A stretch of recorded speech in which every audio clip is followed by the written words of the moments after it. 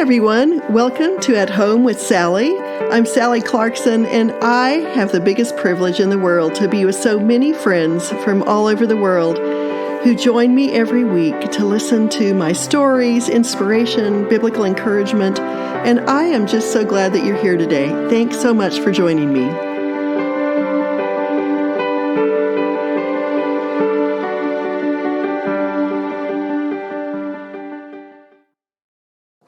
Hi, my friends. I am so excited again. You know how much I love being with you, and I love all of the correspondence that we have.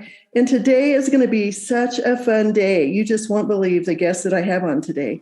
But I think that you're going to love to hear from them. But it's kind of a connection to everything I've been telling you in the past few weeks.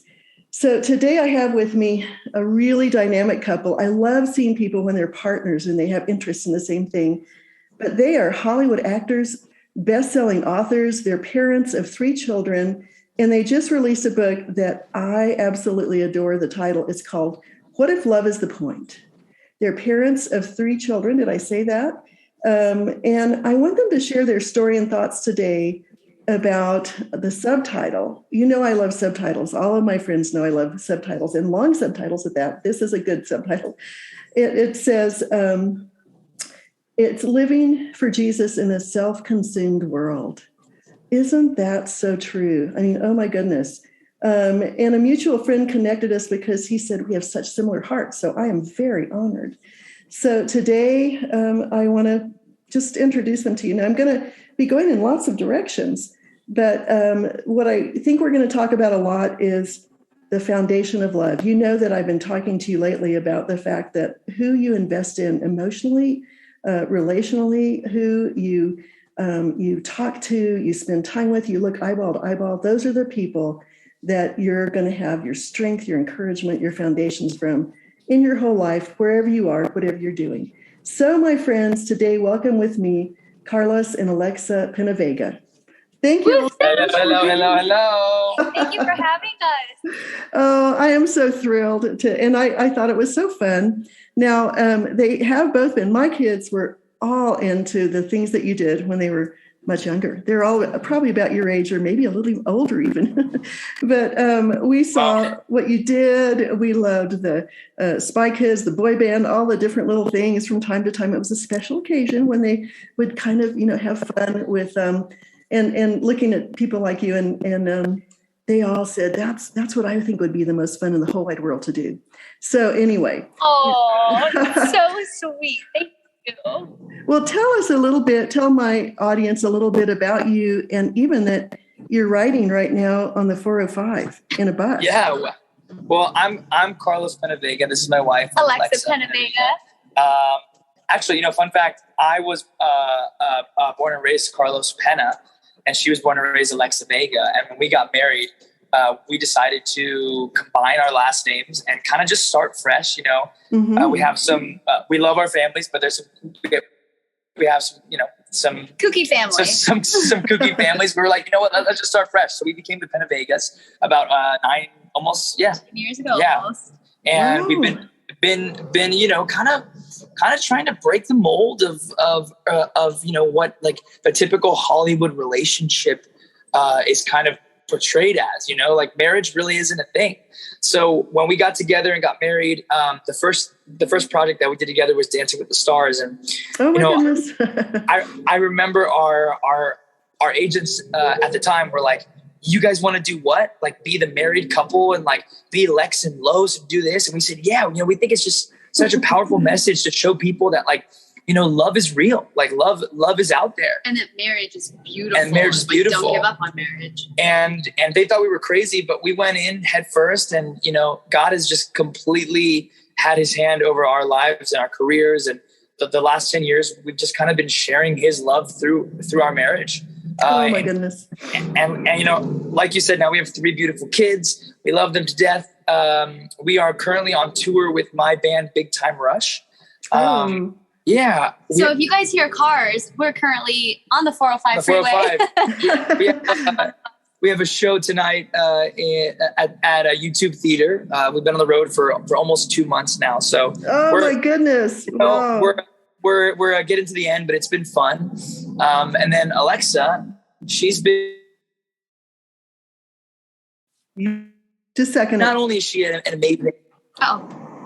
Say Alexa's been kicking booty. So Alexa has been kicking booty. Not only is she an incredible mom and wife, but she is a fantastic actress and has been, working on projects over the last 10 years and producing things herself and writing things. And I'm just so proud to be her husband. I'm done talking now. Thank you, baby. Thank you for letting me.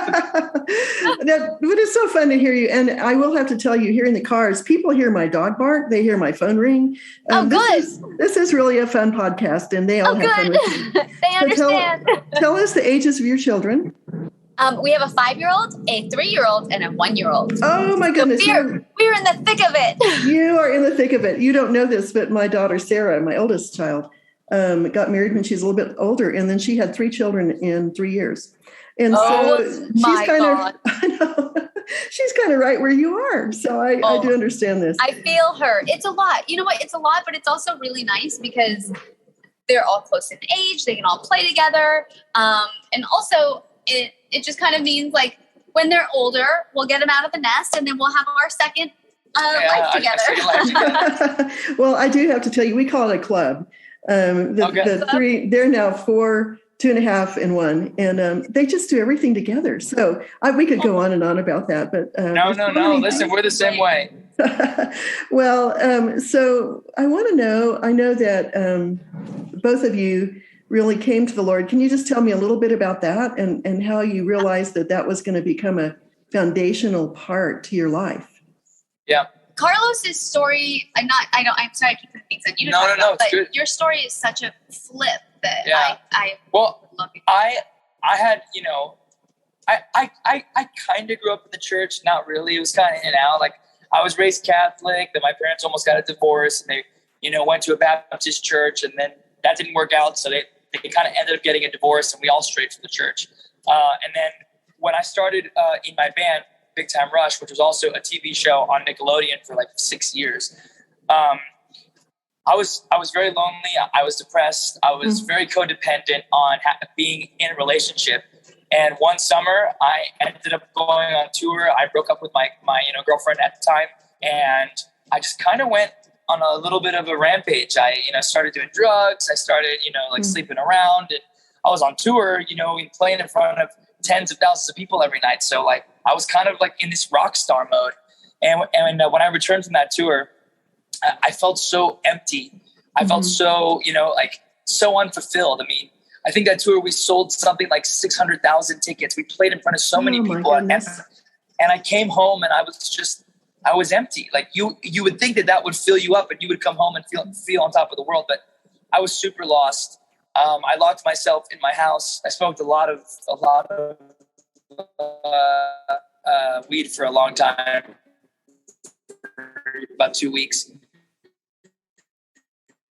And I hit my bottom. I just feel like this is not the way I'm supposed to be living. And this man happened to be a mutual friend of Alexa and I, but Alexa and I didn't know each other. And I asked him one question, because anytime I'd ever met him over, a 2 or 3 year span, he was always happy. I said, Andrew, why are you so happy all the time?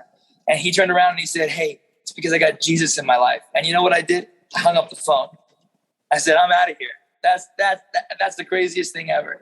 So a day goes by and I'm still in my rut. So I call him up again. I said, okay, without saying Jesus, can you explain to me this happiness thing?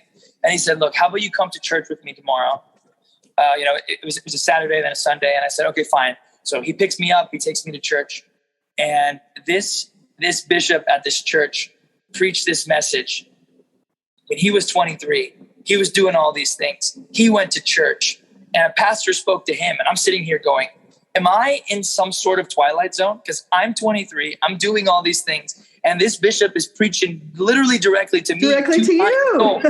And I left that church and I completely I surrendered it all. I said, I want this. The feeling that I had in that church that day, I said, I don't want to feel like I've been feeling. I want that feeling. So I gave up all the drugs. I literally called every single person that I'd ever wronged that day. People from high school, I called him and I was like, hey, I know that you probably don't remember me, but I'm so sorry. And I just want to clear that, just, clear it up. Oh, that's wonderful. And as God would have it, he took a hold of me and took me on a journey. And a week later, and I'll let Alexa, continue from here, but we ended up at the same Bible study a week later and we met. Oh, that's amazing. I didn't realize that that's how you all met. Well, Alexa, can you give a tell snippet? Uh-huh. So when I was younger, my family loved Jesus deeply. My mom instilled that love in our hearts at a very young age. But as we got older, we just stopped going to church altogether. I can't tell you because I don't know what happened. I don't know what caused it, but we just stopped going. But because from a very pivotal point in my life, I guess, those were Jesus was instilled in my heart. I just had this deep rooted feeling that I want more of God, and I know there's more of God than what I know right now. And I want to find that. So when I was old enough to start driving myself to church, I started driving myself to church. But I still only had a Sunday morning version of what a Christian life looked like. So the other 6 days of the week, I was kind of doing whatever I wanted. And on that seventh day, that was my holy day, right? But I would still talk to God all the time like he was my friend. I always had this relationship with him without even understanding it. I ended up getting married, getting a divorce, having all sorts of kind of taking on projects that I shouldn't be taking, just, trying to figure it out. Yeah. Trying to figure out what life is supposed to be about, but all the while still really craving a relationship with God. And, Andrew, our mutual friend, had been bugging me about going to his Bible study for a while. And I happened to finally be in town one of the nights that he was having a Bible study. So I was like, you know what? I'll go. Can I bring my sister with me? He goes, absolutely. So I drive over to Bible study, and on my way to this Bible study, my tire pops. So I end up missing the whole Bible study. Kind of like our day today. Yes. Right? Yes. Something got in the way. So my tire pops right outside. It was in a gated community, right outside the gated community. Meanwhile, God was actually working right then and there. He was protecting me, or protecting us. Carlos was giving his whole testimony, which included talking about a girl that he still cared about that was at that Bible study.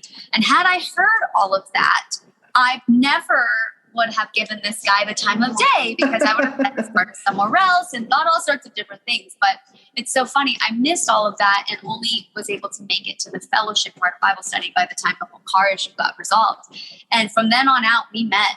And the three of us kind of became inseparable. Yeah. We were just very close friends, nothing further than that between me and Carlos, but we were just very close friends that would just encourage each other, talk to each other about God. Yeah. And we grew in our walk together. I think that was the coolest. I think that's what a lot of marriages, basically, I really believe that marriages, the one, something that they're missing is the closer that the individual is getting to God, the closer that the spouses are going to be, right?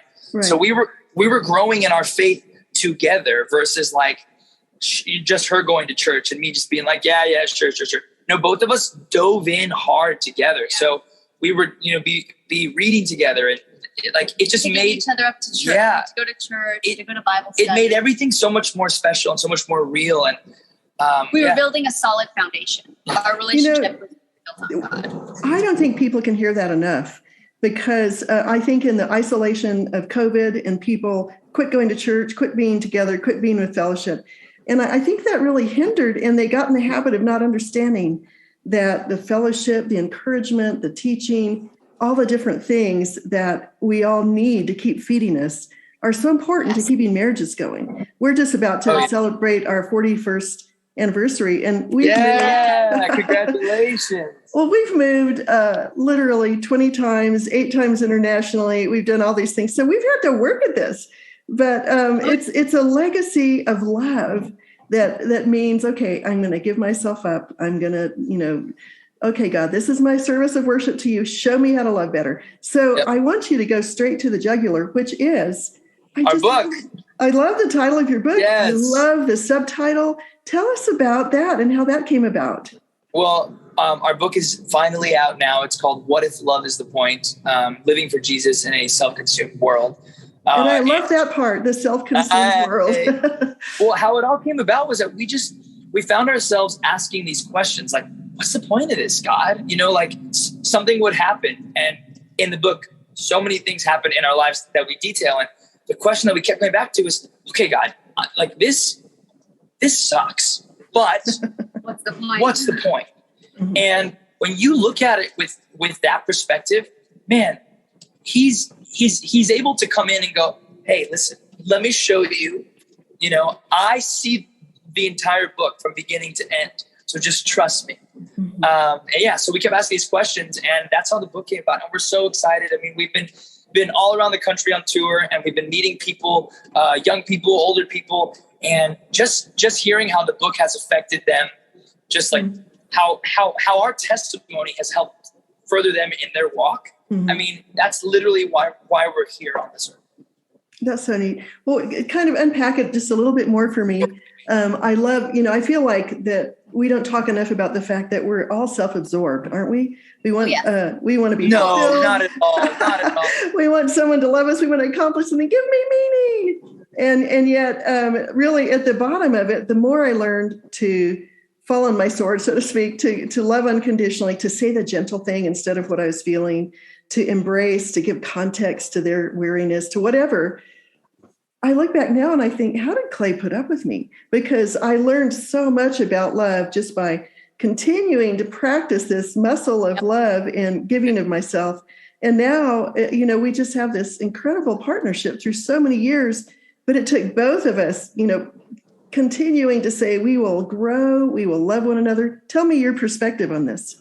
Well, we live in such a self-help culture right now, which, don't get me wrong, I think self-help is important. You need to make sure that you're in a good place. But the problem is we're so self-focused that when you become self-focused, you become the victim. You become depressed. You become, there's not enough. I don't get enough of this. I don't get enough of that. So Whereas true.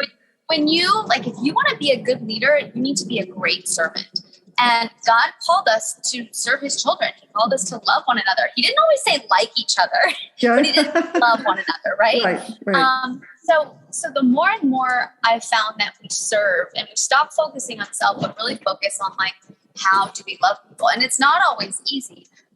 Life just feels fuller. It feels more exciting. It feels good to give. It feels good to make other people happy. It feels good to, I feel like it really is showing what heaven is on earth when you really serve people and share that love. So ultimately it does come down to love is the absolute most important thing. I mean, you hear about these celebrities who look like they have it all. They have mansions, millions of dollars, whatever they want at their disposal. And yet you hear about these people committing suicide, and you're like, that doesn't make sense. Why? Yeah. Why would they do that? And it's because they're lacking the single most important thing, love, right? And it even brings me back to Adam and Eve. When God made Adam, he's like, it's not good for man to be alone. We were meant to always be in community with one another. We were meant to always have that anchor with that body. Anything we learned is love and community. I absolutely love what you said. I've always told people that the reason I loved Christ was he was the one who washed 120 man toes. He knelt, he washed, he fed, he cooked. Man toes. Yeah, I mean, dirty toes. Yeah. And, he just, I feel like my whole life was changed because I started thinking, okay, I've got to do what I want my children to become. And so that also helped me being accountable to them, because I would say to them, be patient, love one another, stop that. And then I would realize, I have to be the servant leader.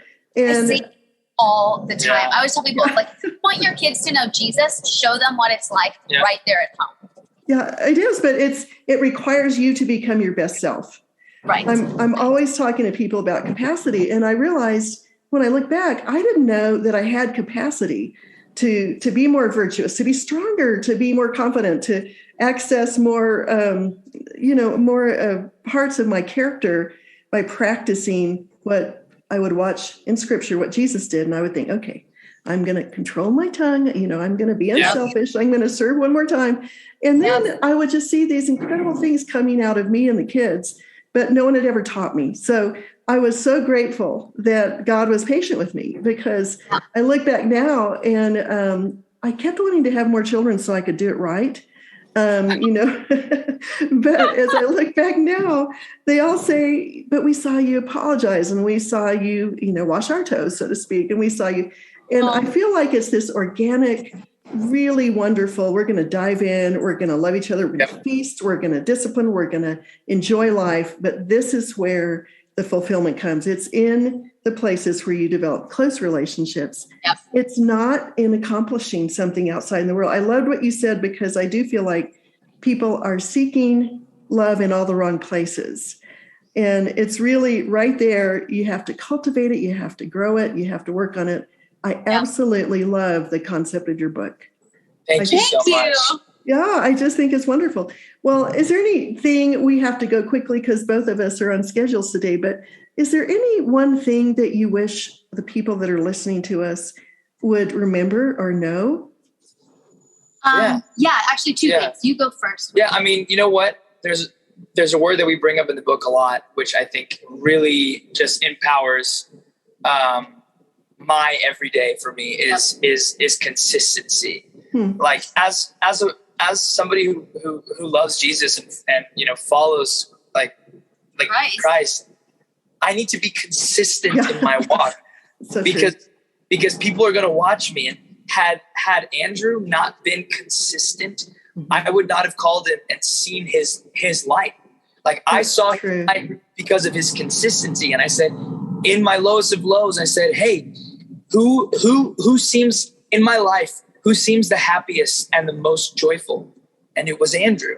Because didn't matter the circumstance, but it was Andrew because of his consistency. Yep. So I want to be that to the world. Like if they need someone who is consistent in their walk, I don't want to confuse people. I want people to look at me and go, that dude loves Jesus. Great. Yeah, there is something in his life that is always there. Oh, that's beautiful. That's wonderful. So the last thing. So consistency, and then also you have a platform wherever you are. So everyone has a story. It doesn't matter if you have a big social media following. It doesn't matter if you're bagging groceries at the grocery store. You literally have a platform to be kind and to show people love.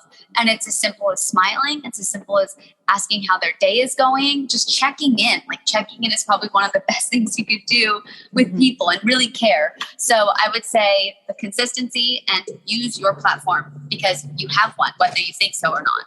I absolutely love that. I feel like wherever we are, we might know people that no one else will ever know. Exactly. And whether they're your children, your neighbor, your whatever. And I just love that. Oh my goodness, we could talk for hours and hours. Well, I love what you do. My husband and I just finished a book that we're talking about words. What do words do?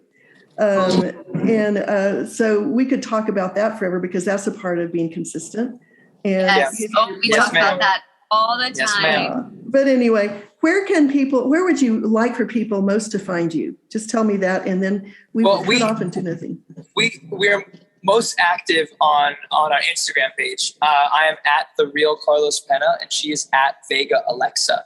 But we do have a YouTube channel called La Vida PenaVega, and it's just our family, and we do a lot of adventuring, and it's really fun, and it's family-friendly content that the whole family can watch. That is fantastic. I can't believe you gave me this time today. I am so grateful that we got to have this conversation. No, thank you. Thank you for having us. Thank you for having us. Well, it's been great. Well, you have a wonderful evening. Good homecoming when you get home.